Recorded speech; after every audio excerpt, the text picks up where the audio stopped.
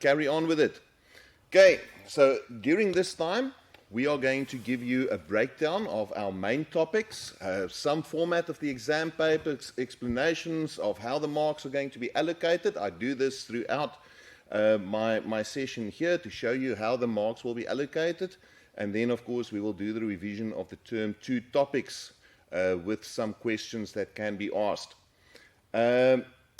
Just a reminder, and this is going to be quick, these are the topics covered in the papers, paper 1 and paper 2, and also the format of the exam papers.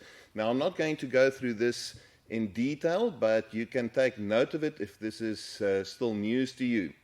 Right, I've also allocated here or given you a mark allocation guideline. Whenever you see any of these verbs, give, identify, list, normally that is a 1 mark question. We call it a lower order question that will only get 1 mark at the end. But whenever you see something like this that says classify, name, suggest, advise, these type of things will get a double mark answer at the end of your sentence. It must be full sentences. And the most important one that I think grade 12 sometimes struggle with to understand is when you get these verbs, describe, explain, distinguish, explain, those type of things. Guys, then the marks are split and you need to have a statement and a qualifier in order to get your double marks. And many grade 12s miss out on marks there because they don't answer the questions properly. Right. Now, guys, at this point, there's a pre-session question paper in your booklet, and I would like you to pause at this point and just fill in that question paper, which you can mark at the end of your session. Right. Now, guys, I'm going to go through the questions with you, or the content with you quickly. The first ones are business environments. We are not going to spend a lot of time on this section of work, and the reason is you guys have been doing this since grade 10. So I'm going to flash these slides for you, and you can take it down and pause whenever you need to. Right.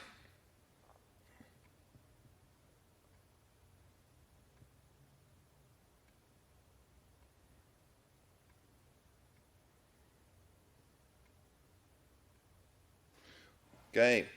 Now, grade 12s, from this point on, we are going to do a bit more in-depth work, and that comes with quality of performance. And as my first slide will tell you, this is a very difficult section of work to do, and it's normally very poorly answered. So please pay attention, and if there's anything that is not clear to you, make sure that you are in contact with your teacher and to clarify whatever you need to know. It's a very difficult and pedantic section of work. Okay, now it's going to start off with the concept of quality, and Mr. Edwards, maybe we can spend a bit of time here. What is your concept of quality for you as a consumer? Okay, so I think with quality, I've got a particular expectation when it comes to a product, when it comes to a service, and if my expectation has been met, or exceeded for that matter, so I'm a lot happier than I would have been previously, then I would constitute that as a quality product or quality service.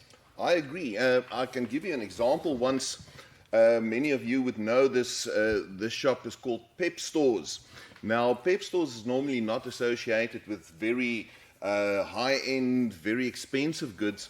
And there's one day I was looking for a shirt because I was spending time at my brother's place, and for some or other reason I didn't pack a shirt. So I was just looking for something for one day. I went there, I bought a shirt for a very, very low price, and I didn't expect much of it because of the price that I've paid. And it ended up actually lasting quite a bit of time. So my expectations were exceeded. So I would then say that shirt was actually of good quality. Right. Now, boys and girls, you would see here that then quality refers to a good or service's ability to satisfy a specific need, or the efficiency of services to provide an effective outcome.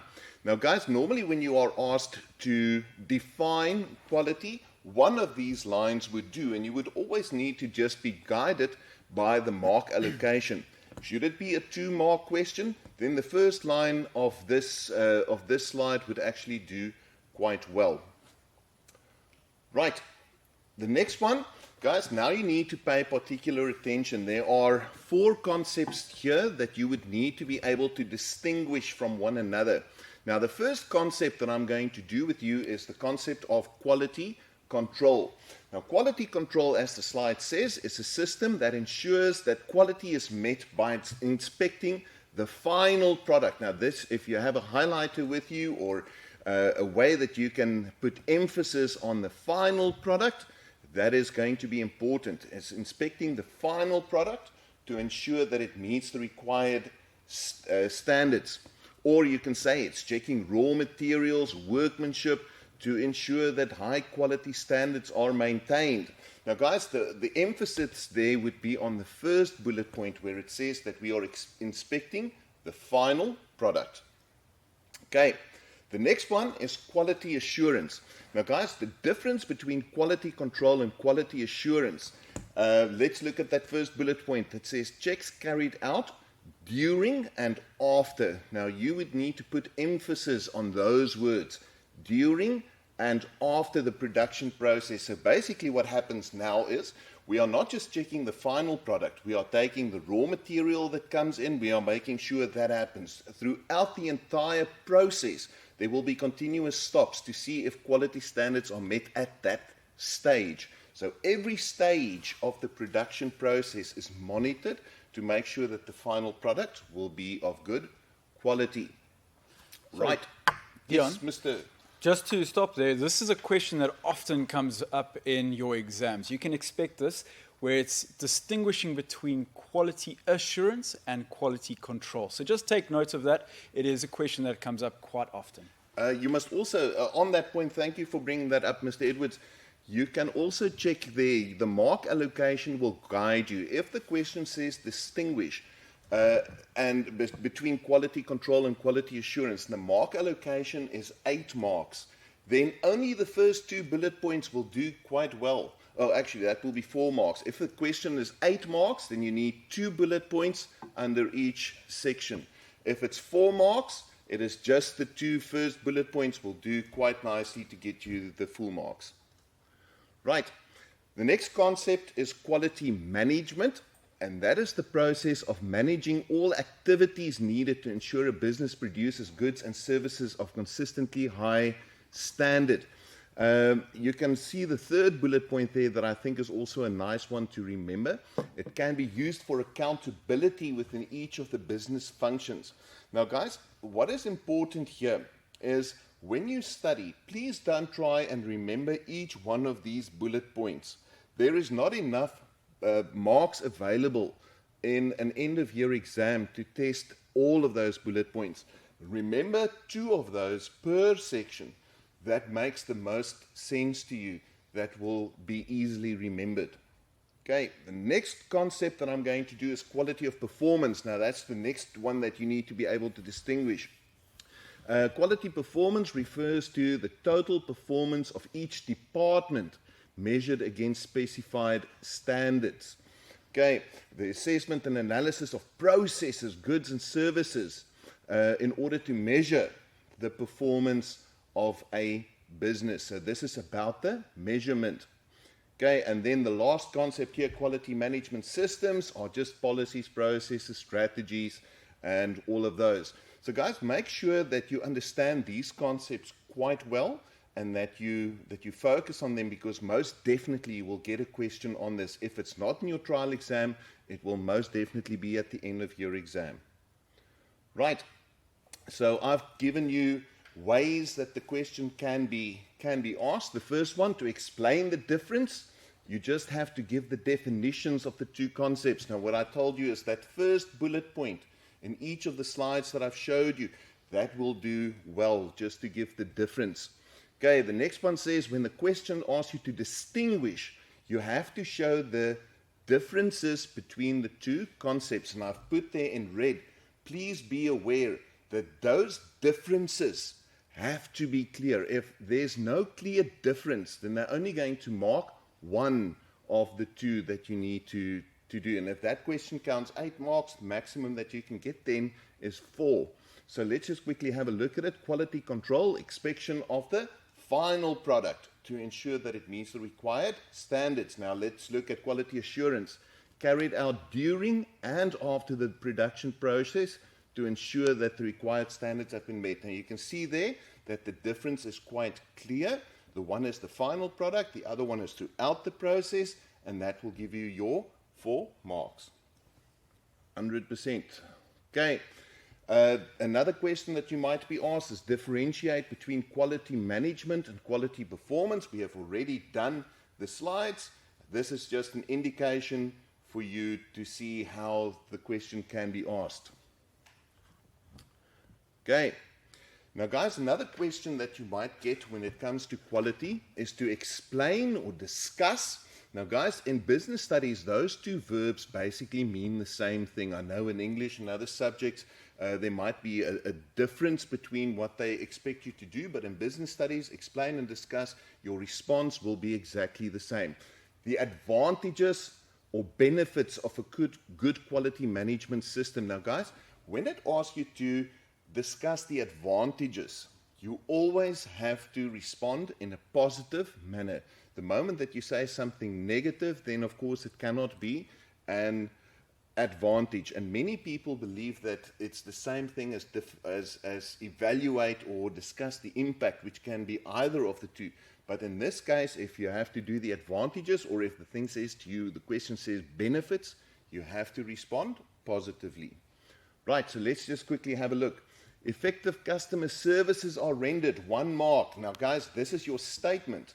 Now, what will that effective customer service do for you that will be to your advantage? That's your qualifier, because it will result in increased customer satisfaction. The next one, time and resources.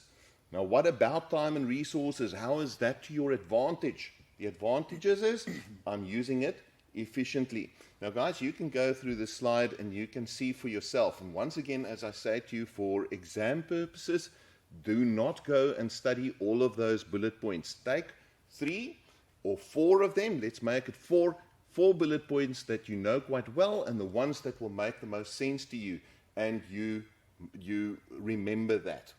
Okay. Right. Let's quickly go through the next. Now, guys, this slide, the next couple of slides that I'm going to do, I think is quite important, because in quality, you always refer to quality indicators of the 8 business functions. Now, the last time that you guys worked with the 8 business functions was when you were in grade 10. And many of my grade 12 learners before seem to forget about what the 8 business functions actually do. And if you don't know exactly what it is that function is about, you're going to have to struggle to actually understand the next slide. So let's just quickly have a look at the 8 business functions. Right. I'm going to skip that slide. The first one is general management. Now, guys, general management, the moment that we speak about anything that is managed, we are thinking about the 4 management tasks, which is bulk: planning, organizing, leading, and controlling. Now, a quality indicator means what are these guys going to do in order to do their work quite well, right? This is what we are focusing on. So what will make effective general management? The first one is they develop, implement, monitor effective strategic plans, which is part of planning. Or we can say efficient organization of business resources to provide for the successful achievement of long and short-term plans. That is, of course, part of organizing. Structured standards and norms should be in place that control mechanisms can be implemented. That, of course, is control. Now, guys, these indicators is you cannot just say what must the function do. You must say what will we look at in order to determine if that function performed well. Okay, now all the other functions are like that. So let's quickly have a look at them. The next one is, of course, production. What are we looking at to see if production is actually done quite well? The first one, we provide high quality services and products according to our specifications. The operating process of a business should be done correctly through proper production planning and control. And guys, we can go through all of this. You can pause and go back and see if you can find ones that will make the most sense to you. Once again, we are looking at between 3 and 4 bullet points should be sufficient for the exam paper. Next one, of course, is purchasing. We buy raw materials in bulk at lower prices. I'm just going to stay here for a while so you guys can pause. The next one is marketing. What must marketing do? Now, guys, if we think about marketing, we are thinking of the marketing mix, the 4 P's of marketing: price, product, place, promotion. And if I know those 4 things, there would be enough bullet points here that make sense. What are we going to look at to make sure that marketing is actually performing quite well? First of all, has the marketer ensured that we have increased our market share? Okay, did we win customers by looking at their needs? We have just spoken about quality being what we expect. Are we advertising, which is part of promotion of the 4 P's of marketing? Differentiating products. Guys, that word differentiate means how is my product different to that of my competitors that will make people choose my product? And then, of course, guys, constantly reviewing value issues to always look at what my customers require of me to do. Right. Next one, of course, is finance. Guys, no business can deliver any service of quality if they do not have enough capital or financial resources. Guys, every other business function, in order for the marketing people to have effective marketing campaigns, they need to have money. So guys, finance is that department that makes sure that we have enough of those resources available so that our services can be done quite nicely. Right, we can obtain capital from the most suitable source. We can negotiate for better interest rates, and so forth. You guys can look at that slide. The next one, of course, is public relations. Now, guys, I've seen many times before that people confuse public relations with marketing. It is actually not the same function. Public relations comes in when a business wants to foster a good relationship, not just with their customers, but actually the community around them. And we need to understand that a business is actually not an entity that thrives in isolation. They need the community, because from the community comes our customers. From the community comes the people that work for us. So you need to have constantly a good relationship with your customers. But guys, inevitably, sometimes things go wrong. And the things that we put in place in order to rectify those things that go wrong is on the public relations sector. Dealing quickly with negative publicity when something goes wrong, providing positive press releases, implement sustainable corporate social investment programs, and so forth. All of this is geared towards the relationship with the community. The next one is, of course, administration. And guys, this has got to do with all our information and data. Now, guys, a good manager is only as good as the decisions that they make and the plans they put in place. Now, they cannot do that if the information that they use in order to make those decisions are not readily available or are inaccurate. And that will lead to bad decision making being made, and that leads to low quality to my customers. So let's just quickly have a look. Fast and reliable data capturing processing systems, those things need to be available to us. Make reliable information available to management on time. Relevant, handle complaints quickly, and modern technology and all of those things. Right, the next one, of course, is HR. Just as a matter of thought, your human resources are the things that make your place tick. A business is only as good as the people that work for it. So we need to make sure that our recruitment policies are so that we attract the best candidates. Fair and equitable selection process. Our remuneration packages must be fair, otherwise those people would leave. Sorry, Dion, to interrupt there. Just one question with regards to these functions and the quality thereof. Can a company or a business be successful if only one of their functions are of a good quality? Absolutely not. As you will see later on, we are going to deal with a concept called total quality management, which is a Japanese concept. But these functions of a business relate to one another. It's not actually something that stands in isolation. In many small businesses, for instance, they do not have separate departments like an HR or a marketing. That person still needs to perform all eight business functions, but he's just going to be responsible for all of it. If one of these functions are not functioning well, it has an impact on all the rest. And if you look at human resources, for example, if our recruitment policies don't give us the best production planners, then it means our production planning will not be done accurately.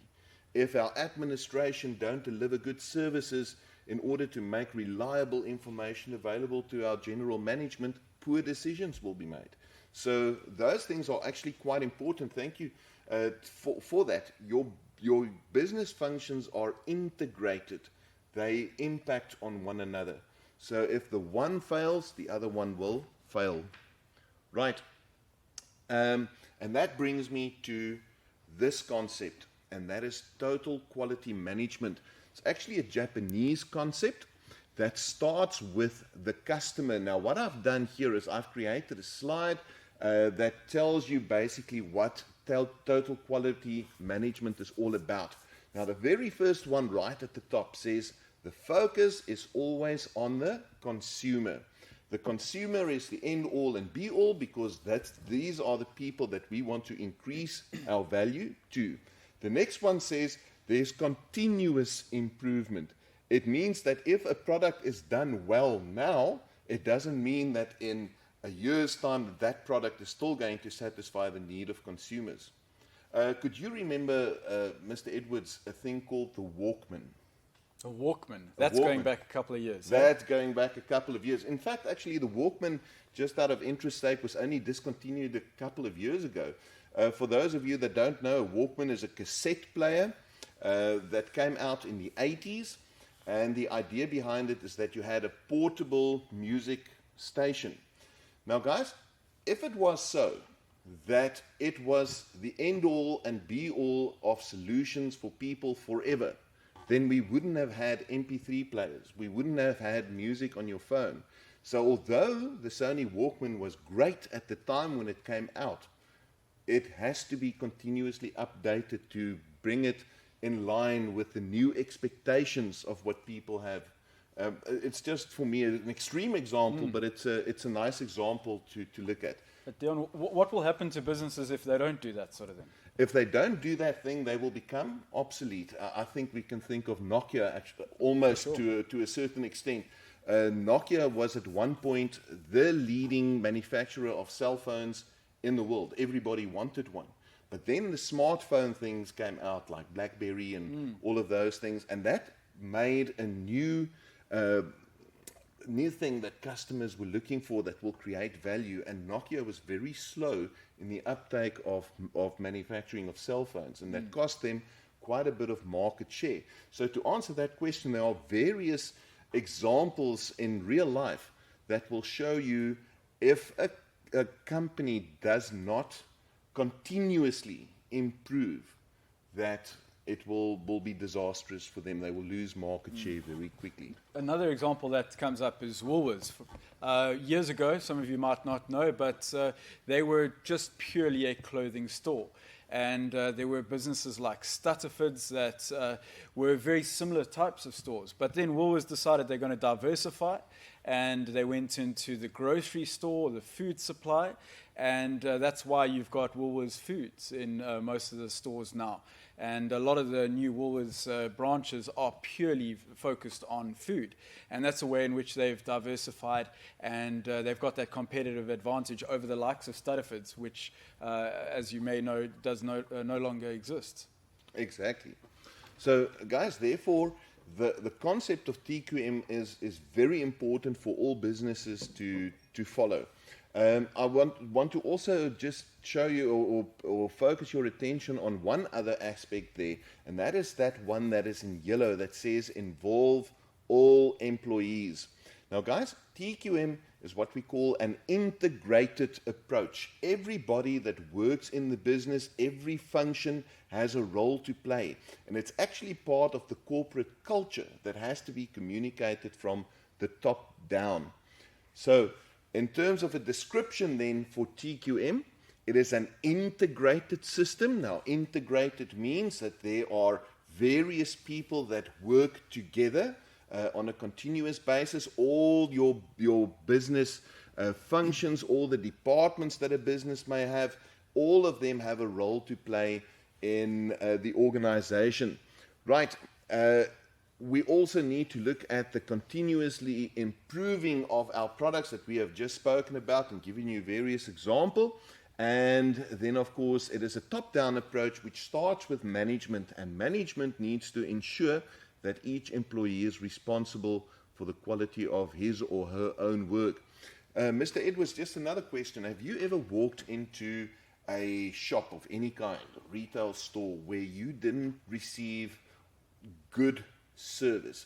You went to buy an article that is available in many others, let's say a Spar or a Checkers, and you don't need to mention the names, but a place where you went to where you decided you will never go back there again. Yeah, there's probably one in particular, as you mentioned. I'm not going to mention any names, but it really comes down to the service. Okay, and if you, even if you've had a bad experience, but it's a way in which that business and their employees has dealt with that situation that makes you want to actually consider going back. Also, if there's the products are expired or there's something wrong with the product and the business hasn't necessarily dealt with this situation in an effective manner. So yeah, there's a couple of examples that might come to mind. Exactly. Yeah. Even if you look at a Spar or a Pick and Pay or a whatever, they sell similar products. It's not that the quality of the products are going to be different from one to the other, but people have a definite preference in going to either one of these stores, and there must be a reason for that. I always say that the first person, the only person that you are probably in contact with when you go to these places are the person at the teller.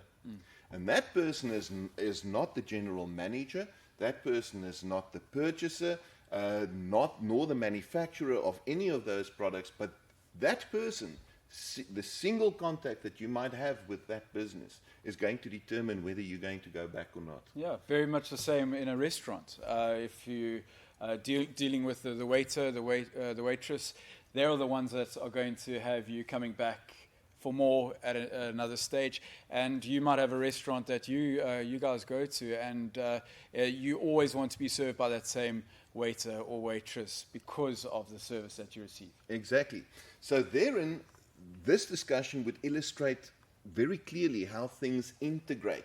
It's not just the chef in the restaurant, but it's also the person that took your reservation in the first place. It's the person that serves you at the table. It's not just the quality of the food that will make you go back. And therefore, it is like that actually in any other business that you might think of. And therefore, everybody has a role to play, whether it's the person cleaning a dirty restaurant, for example. It's a function of a cleaner.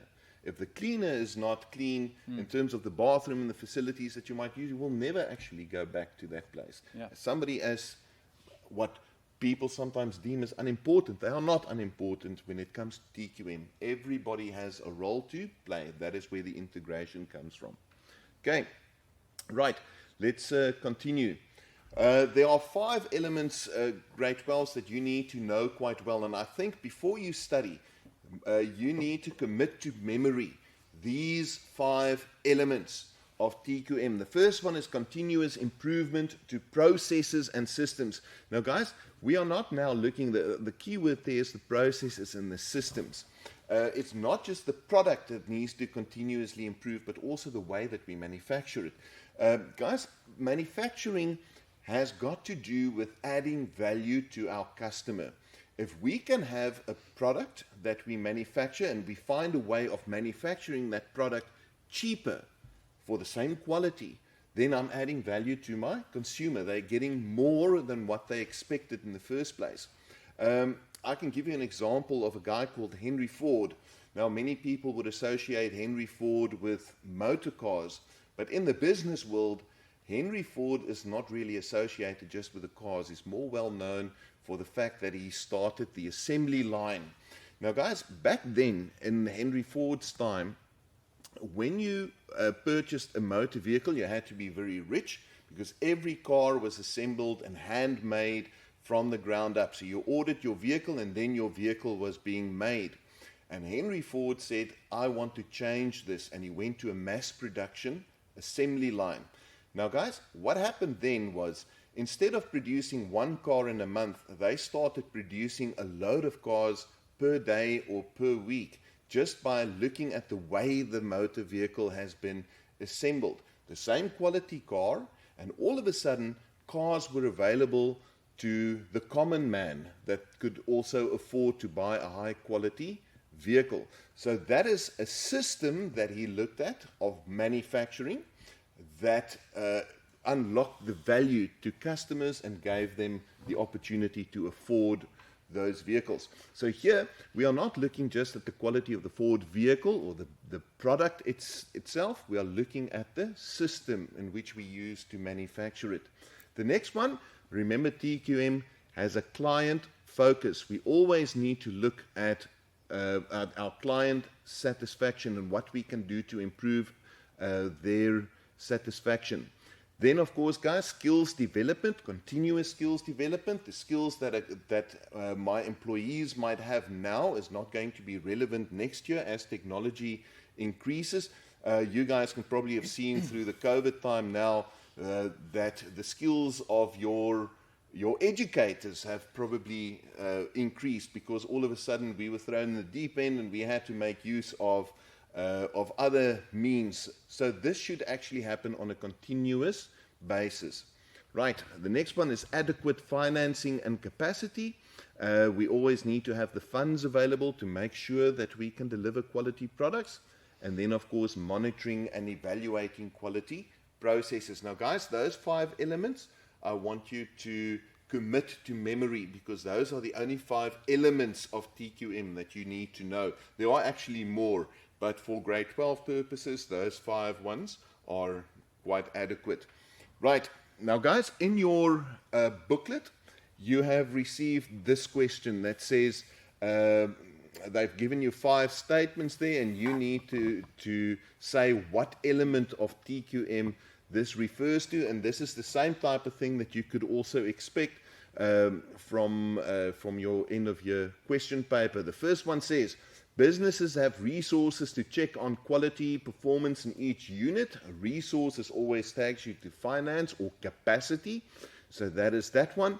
Product, services, and overall experience meets or exceeds customer expectations. Of course, that is total client satisfaction. Constant expansion of skills and skill sets. That refers to training, so that's constant or continuous skills development. Sufficient capital and resources to meet planned output levels. Adequate finance and capacity. And then the last one, indication of quality aspects that are contributing to the achievement of goals, is monitoring and evaluating of quality processes. Guys, the first one can also be continuous improvement to processes and systems.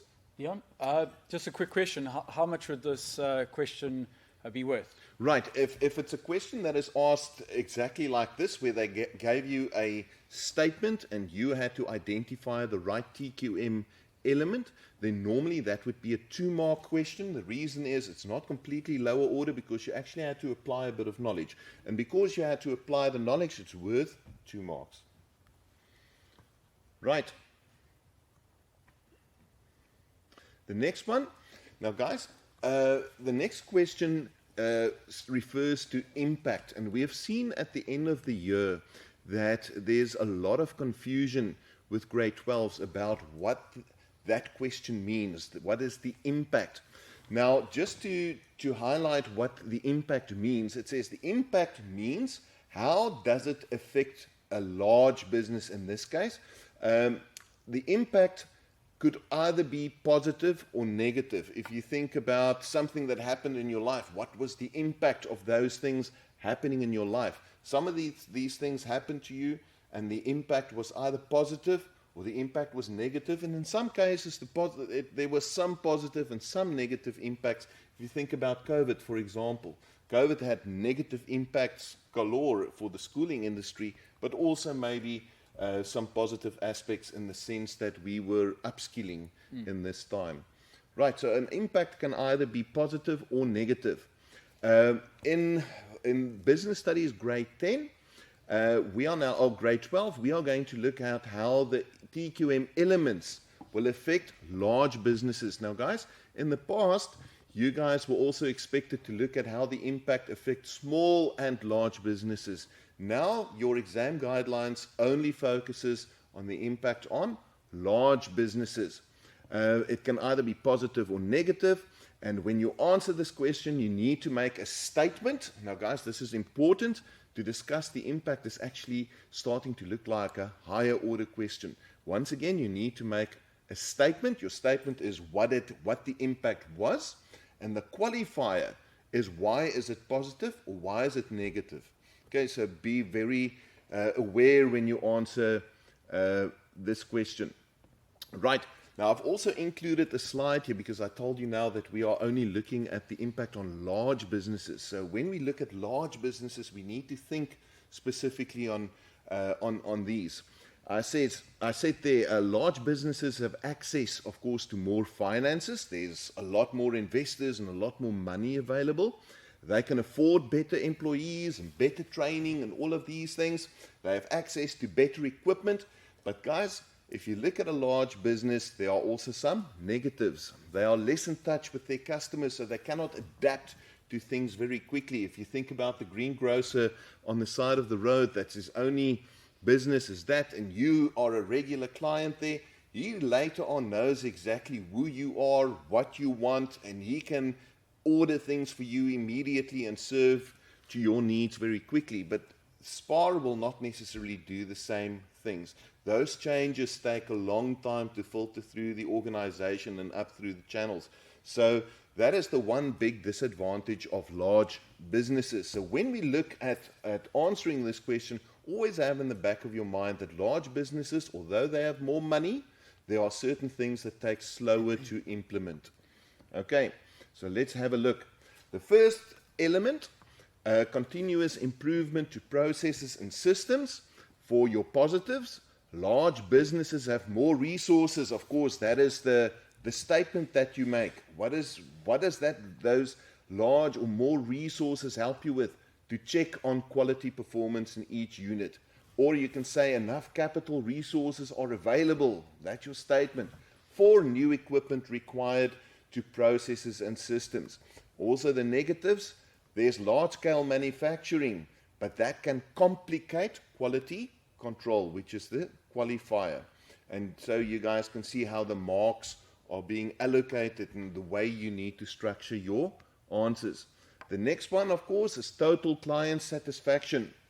Large businesses use market research and customer surveys. My statement, this is what they do to measure, monitor customer satisfaction or the needs.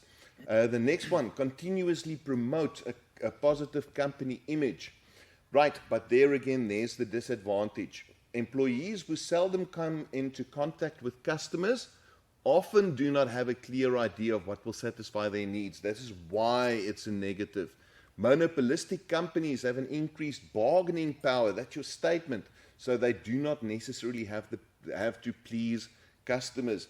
Now, guys, a recent example that I can think of is Eskom. Eskom is probably one of the only monopolistic companies that we have in this country. It's the only supplier of power, and we have seen what has happened during the past couple of years. We are dealing with load shedding and all of those things.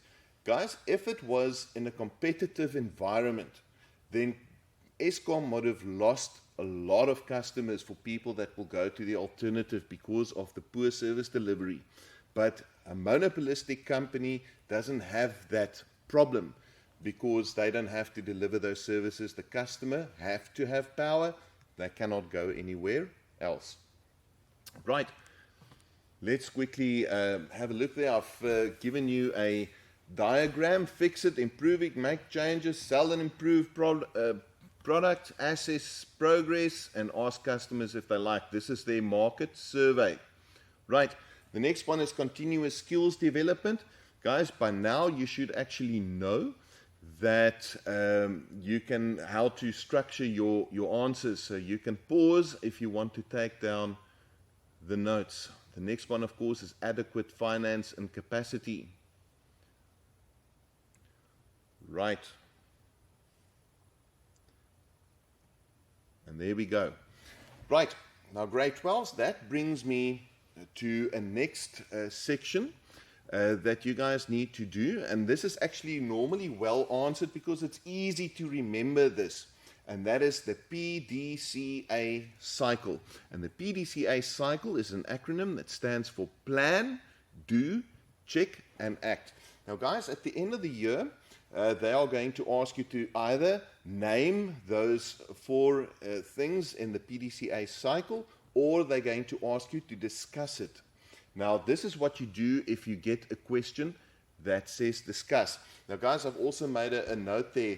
I think in your booklet, it says there that you need to be able to apply the PDCA cycle. Now, guys, whenever you are faced with a question that says apply, the word application refers to practical measures, things that they should actually do. It's not what it is about what they should do. Okay, so please be very careful with this. So in this case, it says apply the PDCA cycle, and it stands there, of course, for plan, for 2 marks. Develop a plan for the improvement to processes and systems. The next one is do. The business should implement the change on a small scale. Now, guys, this is very important. If I plan out a certain change in my systems, and I just make it applicable to my entire business, and let's say if it's a big manufacturing company like VW, but we didn't take into account small little things, and we've changed a complete system, guys, the financial impact would be tremendous. So what these companies do is I plan a certain thing, I expect that it should work in a specific way, but I'm not completely certain. So what I'll do is I'll implement the change only on a small scale so that if it doesn't work, the impact is not that great. So we will not continue with it. So that's the do part. We implement it only on a small scale first. Then we check if what we have planned has actually realized. Is the new change that we are making, does it have the desired result? If it does, then we are going to act. And that is what we're going to do, is we're going to implement it on a company-wide institutional scale, because now we know that it will work. And we are going to repeat this cycle because why? Our processes and systems have to be continuously evaluated, because new technology makes it possible to manufacture things better in a couple of years' time. So right, that is the PDCA cycle. Now guys, also important to note, if you do this, you need to be guided by the mark allocation. If they say apply the PDCA cycle or 2 steps of the PDCA cycle, and you see that it's 6 marks, 2 marks will be awarded to the naming of what the PDCA cycle stands for, the step, the plan step, and 1 mark will go to your discussion part of it. Now guys, there are more in your core content notes that you can say underneath this. I've just used it to show you how the mark allocation would work. So I always refer you back to your core content. Right. Now, guys, the next concept is actually quite a nice one, and that's the concept of a quality circle. Now, guys, I've given you a diagram here on the quality circle.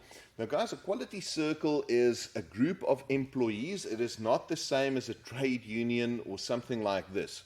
A quality circle are people that work together from different departments that all now need to contribute towards quality products. And what they will do is they will give their input in order to improve a specific process or a quality product or whatever. So this is what a quality circle does. Now you can see there we've got a circle leader, then we've got a production worker, we've got supervisors, another production worker, we've got managers, and all sorts of people throughout the organization that will be part of a quality circle. Dion, just a quick question with regards to this. Why is it important that the individuals within the quality circle come from different departments and different levels within the business? Right. You could remember that when we said in TQM that it's an integrated approach. The one business function will impact on the other. And also from different levels, it is important because the guy that actually works with the production process are probably better equipped because he knows what the problems are that they are dealing with firsthand. The manager are not always the one aware of this. These guys work with it firsthand and they have the practical experience in order to actually make suggestions that might be worthwhile to do. Okay, and also to get diversified points of view from different departments. Absolutely, absolutely. Yes, guys, that's maybe a very important point. A production manager might have a specific plan that he thinks will increase the quality of the product.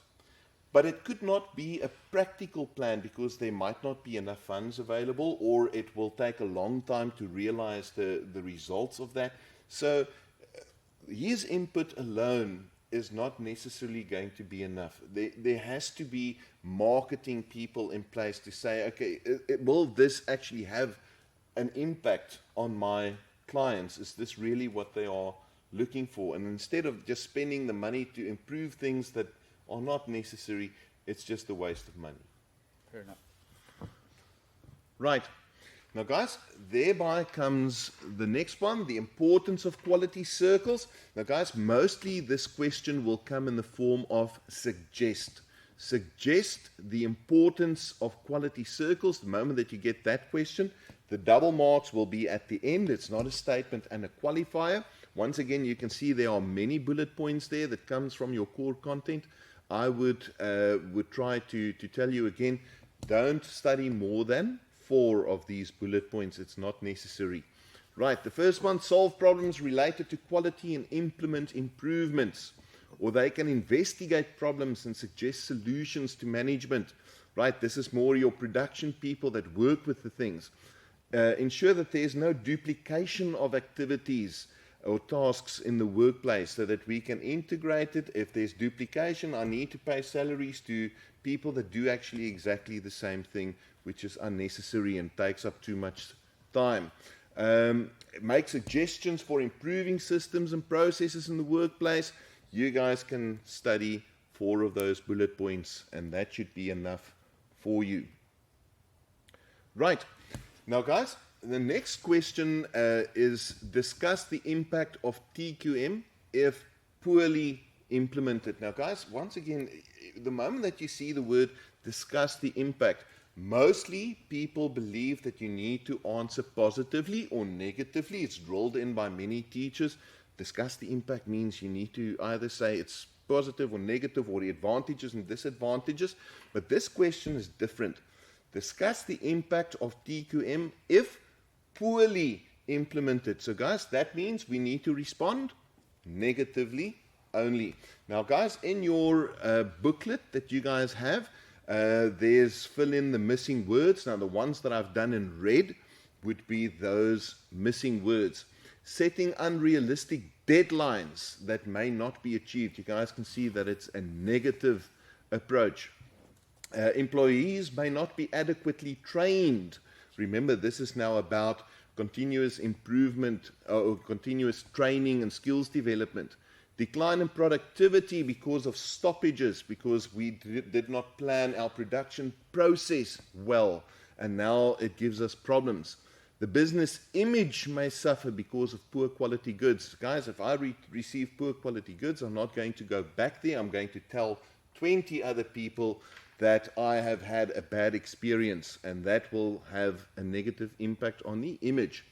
Investors might withdraw the investment if there's a decline in profits. The only reason why an investor will put money into a business is because they will get part of the profits. If the profit is not good enough, they will withdraw that investment and give it to somebody else that will make profit for them.